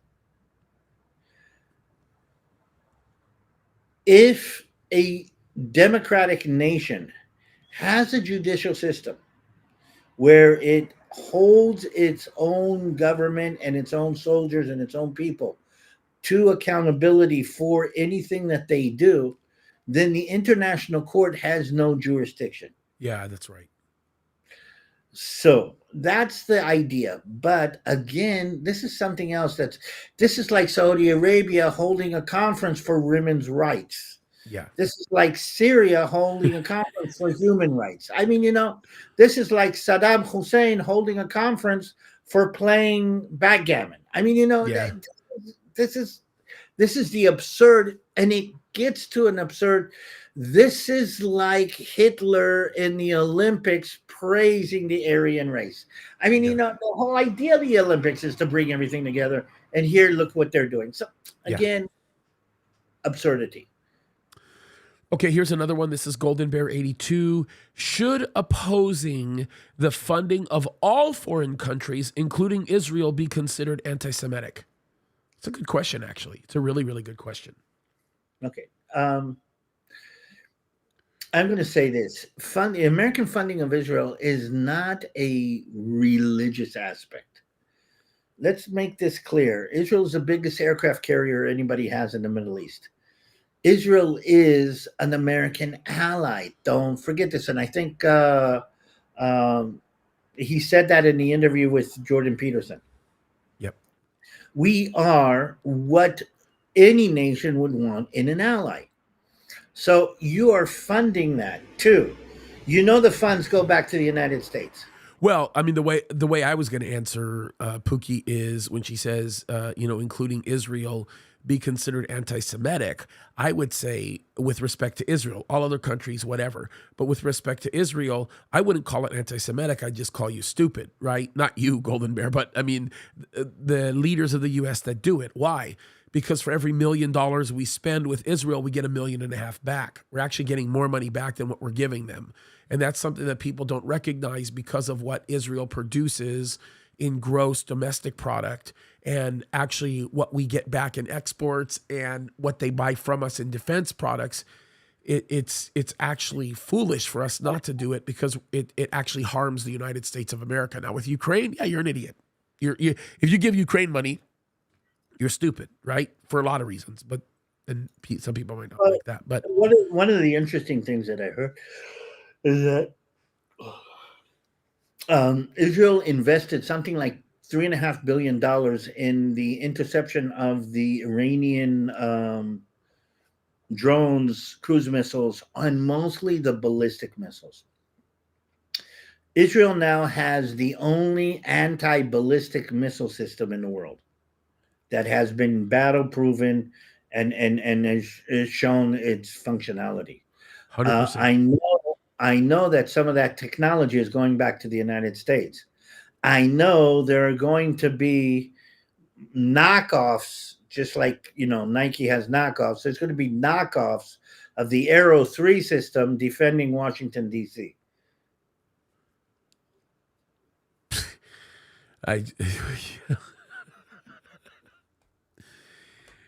We have so much to thank Jews for. I wouldn't have my Bible. I wouldn't have my Messiah. I wouldn't have my safety. I wouldn't have a lot of modern amenities if it wasn't for Jews. I'm sorry. Stupid people. Okay, here's another one. Regina Bracher. I'm sorry. I get really upset when I see stuff like this. This is a really good question, actually. David, doesn't something have to happen to calm events around Israel down because of dwelling securely in Ezekiel 38? It's a good question. And I can answer that too if you want me to, but it has to, because according to Ezekiel 38, Israel will be at peace with all of its attackers. Okay. So one of two things are going to happen here. The Islamic nations are going to become inconsequential, which I believe will happen, right? I think they have to become inconsequential in order to lay down the foundation for the peace that will exist between Israel and some of these Northern European nations and Western European nations. And then I also believe that in order for that to happen, There has to be some economic repercussions that take place, which is kind of where these Abraham Accords are still continuing to pick up speed. I think when things settle down with the Arabian Peninsula, specifically south of Saudi Arabia, it will open up the door for Saudi Arabia to enter into a peace treaty, or not a peace treaty, we would call it a normalization agreement. We're already beginning to see Saudi Arabia Airlines flying into Israel, which was something that was believed to have been reserved until we had normalization. That's all happening already. So when you see Emirates flying into Tel Aviv, you know something big is happening, right? Yeah, they have to be at peace. Biblically, they have to be at peace. How that happens, I think we probably get rid of some of the Islamic nations, but I don't know. We'll see. David, what do you think? Something to happen, and maybe I'll tie this into this. If you want to imagine peace in the Middle East, something serious has to happen to Iran. While Iran is with its abilities, capabilities, and policies, there will be no stability in the Middle East. Now, that's a big question, because if that is the situation, what and how does it happen to Iran? Well, so this is really interesting. If we have the Khomeini-type leadership be removed, which is a very distinct possibility, because whether or not even Russia wants to admit it, it is in their interest to do that. Then we've got the calming down of proxies that act on behalf of Iran. We also have a lot less of a contingency taking place by the Shiites, which are led by Iran, which means an open door possibility is a lot more. There's a greater possibility for an open door for Russia to be the broker for peace in the Middle East, especially with their growing presence in Libya and their growing presence along the Red Sea, whether it be in Ethiopia or Sudan, or even part of Somalia, right? Their prominence is growing, right? So I think that Iran has to be sweltered down. I think maybe we have to eliminate their. What and how? I think it probably starts with a significant military repercussion that comes from what had happened. I think it has to be multilateral and not unilateral. I think when it happens multilaterally, I think that what it may end up doing is it may cause enough of a consciousness within the people of Iran, amongst the Persians, to want to remove people that are sympathetic towards the idea of Khomeini. And I think that's where it all changes. That's my guess. To see the kind of quiet in the Middle East, the way it is depicted in prophecy, something drastic has to change in Iran. I would agree. The situation in Iran, and what we're learning about Iran more and more, is they are a major player in instability, and that's part of their policy. What would happen in Iran would be one of two things: either a massive military strike that brings them to their knees, where they settle down. I haven't seen that happen, and I'm not sure it's going to happen. Or the Iranian people say it's enough. And let's put it this way: if you would look for an indication of a quieting down in the Middle East that would lead to the peace that I think Ezekiel is talking about, then let's put it this way. If you see a revolution and the overthrowing of the Iranian government, similar to what we saw, start getting your rapture clothes ready. I don't know. I would agree. No, I would agree. Listen, I'm 100% in agreement with you. I also think that something's going to have to give, right? And who knows? I mean, if we have a different president in office, it could change things pretty dramatically. It could quell a lot of what we see happening in Iran. But I just don't think Israel will wait that long. And that's what I think. I think Israel can't wait that long. If they're going to continue as a nation, they can't wait. When are your elections? Well, they happen in November. Okay, so let's say in November Trump comes to power. When will he be in office? January the 20th. Okay, so from next year, you've got a American administration that, if Trump's former time is in the indication, will not put up with this kind of Iranian tap dancing. assuming he gets the right people in there. Like, for example, I don't trust Mike Pompeo. He can't bring a guy like Pompeo back in to the State Department. I think Pompeo did some reasonable things, but remember, he's CIA. There's a lot of things that true colors are beginning to show, things I just don't trust. You can't have Mike Johnson people involved in some of the decision-making process that Trump was giving himself to. He can't have Jared Kushner in there. There's several people that he can't have because they're globalist-leaning contingencies. It's a difficult thing. I mean, we just don't know. But I think Israel has to act unilaterally. I don't think Israel can afford to behave multilaterally right now. Yeah, but Israel acting unilaterally, I do not think will quiet Iran down enough. I know. For Well, if they punch Iran in the face hard enough, it might. You mean like what? Taking out the nuclear facility or something else? That's exactly what I think. Taking out of I think oil. I think they have to destroy every single nuclear facility Iran has. I don't think you really have to do that. I mean, okay, think about this. We took out the S-300 anti-aircraft system with the retaliation for the attack. Let's say that proves our capability to, cut through Iranians' anti-aircraft defense. Undoubtedly. Let's say we use that ability and capability and we blow up a refinery somewhere, meaning we hit Iran where it hurts them. And we threaten that if this doesn't stop, we will wipe Iran's oil industry off the ground. Yeah. But I think you do more damage to them with the nuclear facilities. Because remember, with the nuclear facilities, you also create a massive problem with the people that they rely upon. So here's something that's interesting. We sanctioned Russia because of what Russia did with Ukraine, but Russia is making more money now that they're being sanctioned than they ever did in the past for two reasons. Number one, their energy supply mechanisms that they're utilizing are being channeled through Iran into China, which creates a whole lot more money for them as a broker, number one.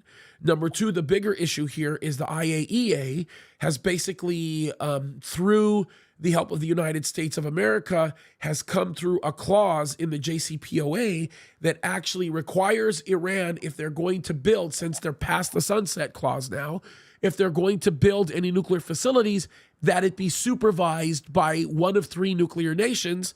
And one of the nuclear nations that the United States of America is allowing to supervise it is Russia. So Russia is now supervising the building of nuclear facilities within Iran.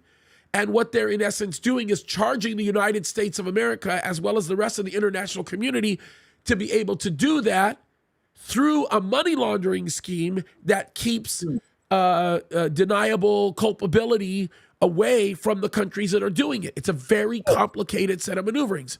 So we're making Russia richer. We're affecting Iran substantially because their economy is being secretly supported through what Russia is doing. So they're not feeling the height of many of the sanctions that they're actually getting. So if you're going to do it, you have to destroy their nuclear facilities. You have to just blow them up. The reason why we won't do that is if because we destroy nuclear facilities, we're destroying Russian assets. If we destroy Russian assets, we're asking to enter into a war with a nuclear country. Not sure you want to do it. So the only way that works is if Israel behaves unilaterally, and Israel would get away with behaving unilaterally with Iran, especially if they engage in a conversation with Russia first. Putin will let them strike those facilities because Putin sees the benefit that may come to him as a result of those targets being struck. That's my 2 cents. If I'm going to do some analysis, that would be my geopolitical take on that. So I think if Israel's going to do it effectively, they have to do it somewhat unilaterally. By definition, I guess it wouldn't be unilateral if they went to Russia and had Russia gave them the go-ahead to do it. Yeah. But I think Bibi could actually get Putin to say go ahead. Well, we'll see. What happens when Putin dies, by the way? Now, that's going to be crazy. Bro, let me just tell you this right now. We all better be praying that Putin doesn't die anytime soon. Because I'm just telling you this right now, that'd be bad. And I know that he's done some pretty crazy things, like he just issued an arrest warrant for his political opposer. I don't know if you know that, but he just did. Yep. But that's, I mean, it's typical Russia, you know? Yeah. That's typical Russian Federation. That's not anything new that we don't know. I mean, listen, Zelensky has had hundreds, if not thousands, of political opponents killed, including priests that speak about him. Zelensky's an evil man. There's a lot of evil people out there. Yeah. Jack, give me another one before we go. Okay, I'll give you one more because I know you are. It's late. Okay, okay, and this is a good one. Pookie's asking this, and I think it's a really great question. Okay, why doesn't the IDF ignore this clown in the Oval Office and do what Israel needs to do immediately? Or is this question not biblically sound? I think it's a sound question. I think it's a correct question. Well, two things. First of all, I want to tie back together between the IDF and Israel's political system. The IDF is legally, morally, officially, whatever you want to call it, subservient to the political system. The IDF has the Israeli military, doesn't do anything without political sanctioning. So the question is not why doesn't the IDF go in, it's why doesn't Israel go in. The second question is, we've been talking about this. I believe the United States is holding Israel back for Biden internal reasons about what's going on here in the States. Yeah, I get that. I think what he's meaning to ask by this is, if Israel understands the threat that it is to itself by not dealing with this, why are they just not ignoring, Biden or anybody else? Why aren't they just doing it? Again, you don't want to ignore if you don't have to. And again, I think the hostages are playing a role. There is a hostage negotiation going on in the background right now. Israel, by definition, will see the hostages release, as many of them alive, more important. I'm not going to say important, but more critical than finishing off Hamas. So if the Hamas comes and says we'll give you 20 hostages, which is what we're talking about now, in return for 3,000 Hamas prisoners, okay, and return for other things, I think Israel would do that and put it off. Yeah, it's extraordinary, but it's the culture of Israel. Yeah. It's the Jewish culture. It's you're looking to preserve life at all costs. Mm-hmm. I wasn't going to ask this question because it was related to the Antichrist, and I can't speculate who the Antichrist is. Joe Mama knows better. She's such a smart lady. But I will ask Joe Mama's other question. Maybe I shouldn't ask this question. She says, question, does David have a single brother? No. Sorry, Joe Mama. I may have just broken your heart. I will say this. I do have a single sister. Well, bro, Joe Mama. Oh, yeah. But no, I mean, I don't think you got the gist. I don't think you got the gist of that one, bro. Pookie's not asking if you have a single sister. Joe Mama's asking if you have a single brother. Come on, bro. We're Christians. Yeah. Oh, I can't take this. This is really funny. Actually, I think Pookie's married. I don't know. Anyway, oh my gosh. Okay, bro, any final words, anything like that? I know you and your beautiful bride are there. You're there with your family. I know you're happy. I can see it. It's a blessing. Any final words or thoughts? Well, first of all, yeah, we're hitting the tourism, and it's going to be an interesting period to tour the land, and we'll share some of that with you. Pray for Israel, the critical period. We'll see what's going to happen now. Yeah. Amen.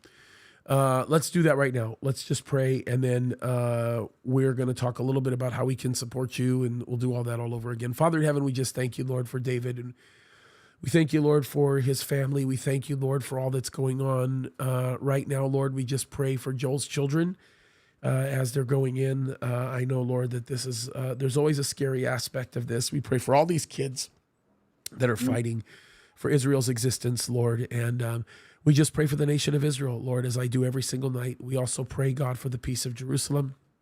We pray, God, for your protection and safety upon David as he leads this group starting Friday, Lord. We just pray that it would be an amazing time, that a lot of lives would be changed, Lord, and that you would be glorified. As David is getting ready to go to bed right now, Lord, I pray that you just give him good rest. Let him sleep and sleep well. We love you, Father. We thank you. We look to you, and we ask these things in Jesus' name. Amen. Okay, David, I know that it is almost 11:30 over there right now, but a quick question. How can people support you? Can you give us some websites? I know if you've not subscribed to Balagan Connection, you need to on YouTube. We'll put that link up right now for those of you guys. And Can Gijon support you. Yep. Gijon Springs is still my ministry. It's the ministry of Jeff Johnson. So please go into the Balagan Connection on YouTube or on Instagram. Connect to the Gijon Springs site underneath, and if there's a way for you to support, pray for Israel, and tell your government to deal with your greenhouse terrorists that you're actually raising in these campuses. Deal with them, and two, when they call them terrorists, they're talking to you. Yeah, that's actually true. They're coming after you. It's funny you mentioned Jeff Johnson, who's now with the Lord. I'm going to interview Karen very soon. She's going to come into the studio, and Yes. we're gonna talk about this, about Gijon Springs and other things. I'm looking forward to that. See if I can get her in this week, and we'll interview her. We'll do a show and release it and make it a really nice time. I think it'll be a great show, and Karen has a lot to offer. And we're gonna have Karen come out and speak in the summer to our women for one of our women's events, which I'm really looking forward to. And there's great stuff happening, and I'm just looking forward to everything that's directly in front of us. So we love you, bro. Guys, thank you so much. We hope that you've enjoyed this time. We will be back next week with another update from Israel live. And I think it's just going to be a really great time. All right. We love you guys. God bless you. Keep fighting a good fight. We love you guys.